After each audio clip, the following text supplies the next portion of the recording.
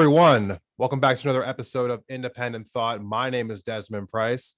And for today's episode, we are joined by Wendy Weaver of the Montana Freshwater Partners organization. Wendy, how are you doing today? Thanks for coming on the show. I'm doing great. Thanks, Desmond, for having me. Yeah, absolutely. Thank you so much for coming on. I've been following along with your organization for, I think, a little over a year now. I've been following you on Instagram, and I was just really happy to get you on the show here and talk to you about what it is that you guys do today. So first and foremost, just kind of like lay the groundwork for people who might not be familiar with your organization. What exactly is Montana Freshwater Partners, and what do you do at the organization? Sure. So we are a 501c3 nonprofit organization, and we are based in Livingston, Montana. We were formed about 11 years ago, and we essentially work very hard to protect Montana's wetlands, streams, and rivers. So the reason we were formed back then was the Department of Environmental Quality, Trout Unlimited, and Montana Audubon realized Montana was losing a significant amount of our wetland and stream resources. So we were formed as a mitigation option to prevent that loss from happening, in a nutshell. Okay. So what exactly, like, I guess like, obviously people hear about this and they think, well, obviously people should be protecting, our water, our streams, like rivers, creeks, watersheds. Obviously that sounds like an important thing to do, but I guess, could you just break it down a little bit more for me? Like, why exactly is that so vital? Why is restoring, watersheds across the state so vital? Like, what exactly are the impacts that could happen if those things aren't done? Sure, that's a great question. So in the Clean Water Act, and that was formed in 1972 to essentially protect our waters, and very important act in place. And through that Clean Water Act, there's a number of regulatory rulings that essentially lay out how those resources will be protected. And one of the, if you get into the details of the 2008 federal mitigation rule, it goes into detail on what happens if wetlands or streams or rivers are impacted within certain thresholds. So we essentially are able to, when those impacts occur, work with the people that are impacting those resources, whether it's the Department of Transportation, railroad, development, et cetera. We can work with them to essentially offset what those impacts are to make sure the wetland and stream function and the services, ecosystem services that they provide are intact for the public benefit. And what those are, typically wetlands are very important to help us with water quality. They filter out contaminants, they slow water down. They offer us flood attenuation when during periods of high runoff, like we're experiencing right now. And essentially they just provide very critical wildlife and bird habitat as well. So there's a lot of different reasons why these resources are very important. What types of contaminants are we talking about? I'm really curious to know, like, what I guess are we being protected from, essentially?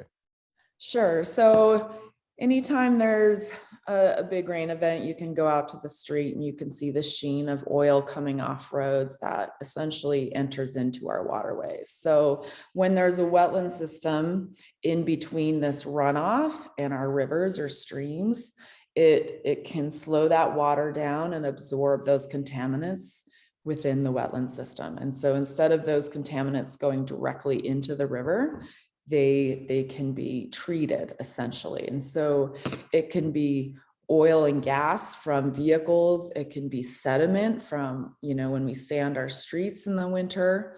Sediment is also an impairment. It can be fertilizers from agricultural or landscape options. It can be a lot of different things. Okay.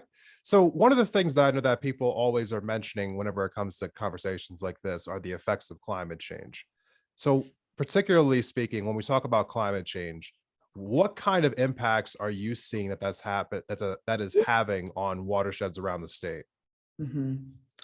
I think the biggest impacts we're seeing from climate change are really exemplified in the drought conditions that we're seeing in the state. Yeah. So we are seeing more variability in precipitation and weather events. So we're getting bigger, more significant precipitation events. They're happening earlier. Snow melts coming off the mountains much sooner than it used to in a faster state. And so our systems are just unable to absorb this precipitation when it's coming earlier, and the temperatures are higher than what we're used to. Okay. Has this been increasing over the last few years, or does it seem to be kind of like at a standstill right now? What have you like witnessed when it comes to this? No, I would say it's increasing significantly just in the last 10 years. And I think that's happening faster than we even realized would. But when we're seeing it on the ground uh, versus over time like it used to be, I think that's it's making a difference. So one of our projects we have up in the Highline area is the Prairie Pothole. And it's historically had water in the spring, and that area is in D3, almost moving to D4, which is extreme to extraordinary drought. And so we're not seeing water in these areas that we used to see water in historically in the springtime. And that's one example.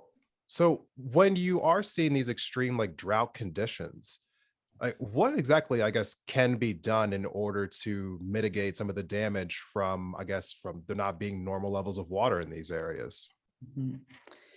Yeah, so I think that's a lot of the drought planning that the state is involved in right now. They're working with local watershed groups and areas to develop and implement these drought plans. And what those plans can have a number of different strategies or tools that landowners or others can use to mitigate for drought. So one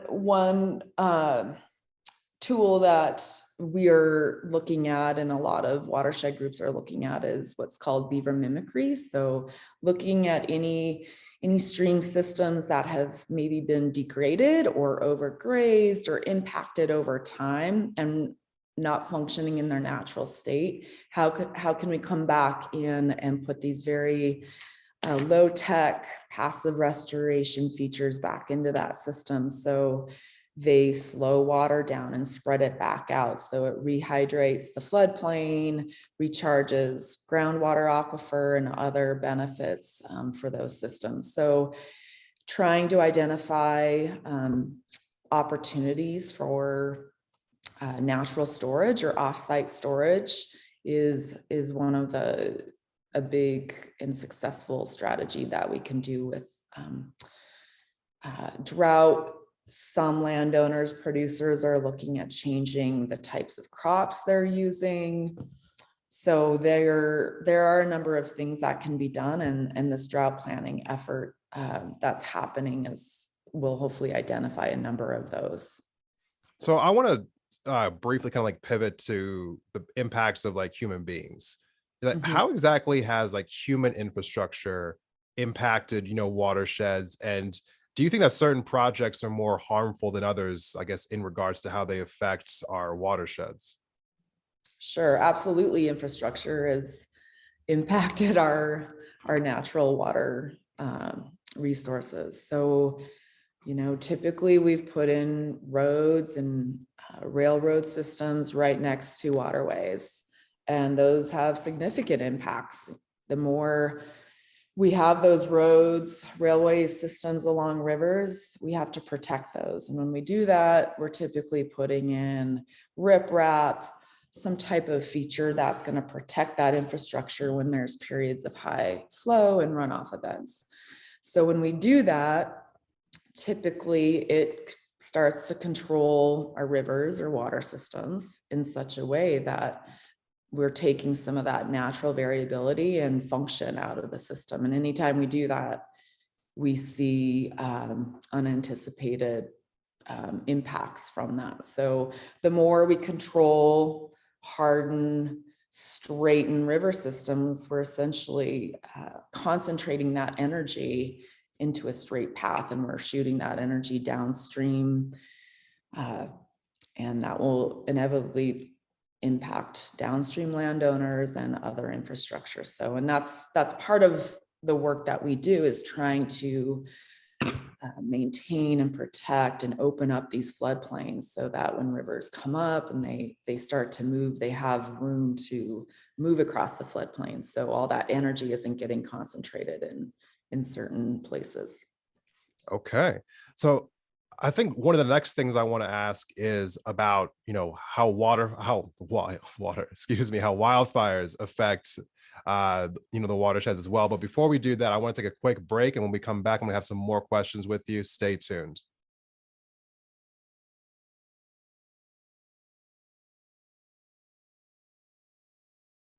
Welcome back from the break, everyone. Thank you for sticking with us through this episode of Independent Thought. So before we went on the break, I kind of teased the fact that I wanted to talk about wildfires. And this is something that we are very familiar with in the state of Montana, but not just in Montana. This is something that's been happening throughout the entire Northwest, Idaho, Washington, California, Oregon, Nevada. We've all seen our share of fires over the last, decade plus, really. They've been increasing in intensity and in longevity. Unfortunately, they're having a nasty amounts of devastation, across this entire region. But particularly for this conversation, what impact do you see happening with wildfires as far as how they, how they affect our natural waterways?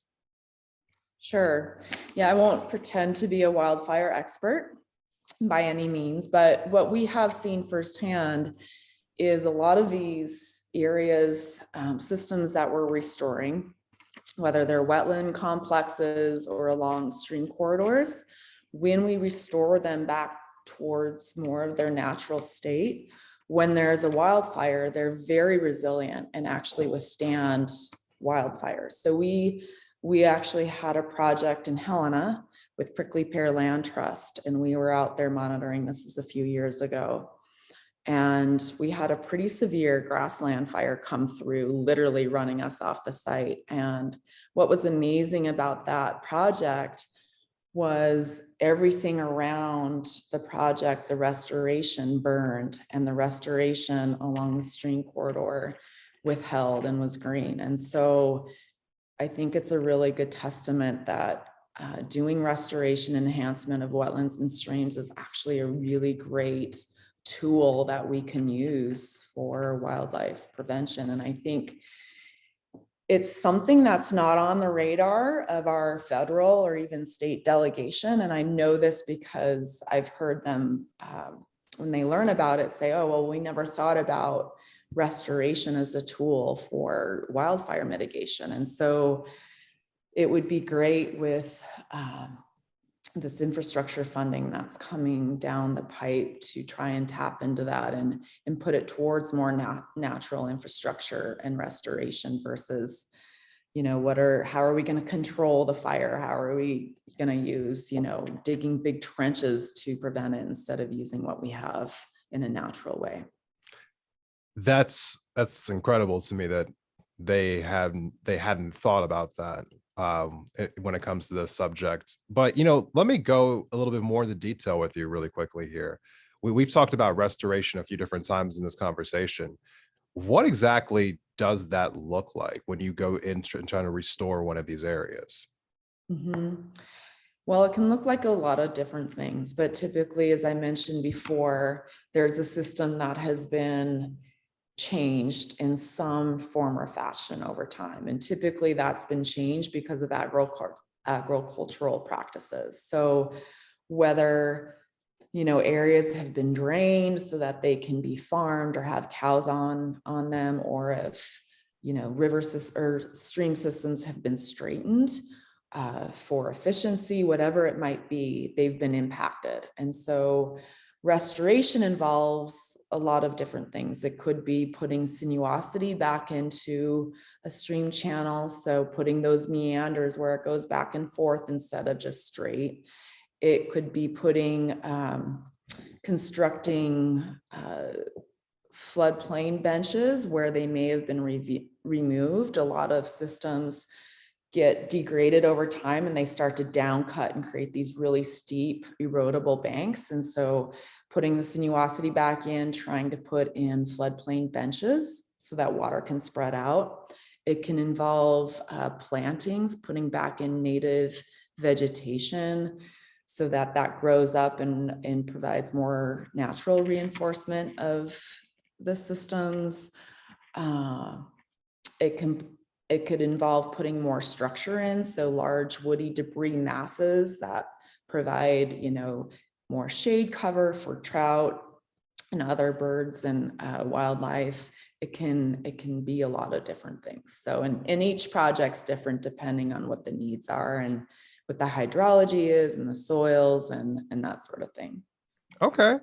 And when you talk about, beyond, restoration, what are some of the biggest challenges that your organization is currently facing as it tries to address the many issues that we have? Good question. I think some of the challenges we're facing are looking at a federal level.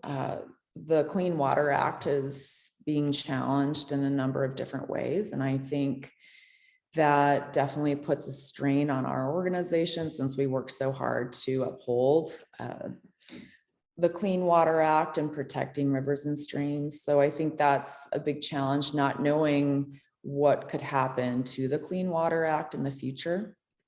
I think other challenges really stem down to dealing with a significant amount of recreational use and pressures and people coming in and not really understanding what impacts to the resources due to it and how to really, I guess, behave properly and take care of it, whether it's from simple things like trash to pressure at public access points and just general volume. So I think, we're seeing this massive flux of people coming in using the resource, which is, I guess, it's good they're experiencing nature in a way maybe they haven't before, but we're also seeing increased pressures and impacts, and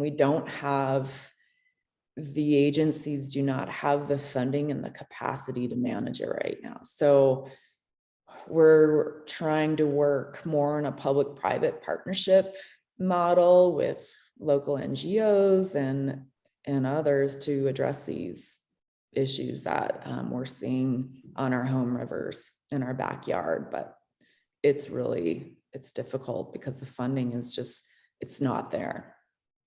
And we don't have a state income tax, and that's been such a bad word for so long. Right. Yet we don't have a way that people who are coming here, maybe a little bit from lodging tax, whatnot, but we just don't have a way to get funding to take care of, the pressures emergency services are seeing and the pressures our infrastructure is seeing, from roads to our water and sewer. It's pretty significant. Okay. And, as a political podcast, I'm always wondering about the role that government plays in any kind of, organization and their efforts and what they're trying to accomplish. Has our particular state government been helpful when it comes to trying to, be a partner in some of your efforts, or has there been some restrictions that have kind of held you back? Has it been more of a helpful or a restrictive kind of relationship when it comes to the state government here in Montana?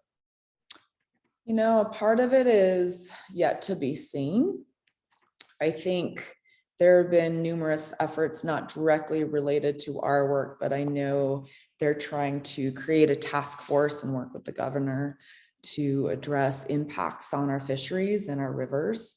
And I don't know how receptive he's been to that. And so I think the jury's still out on whether or not he's going to, work with local groups to address these pressures and issues that we're seeing.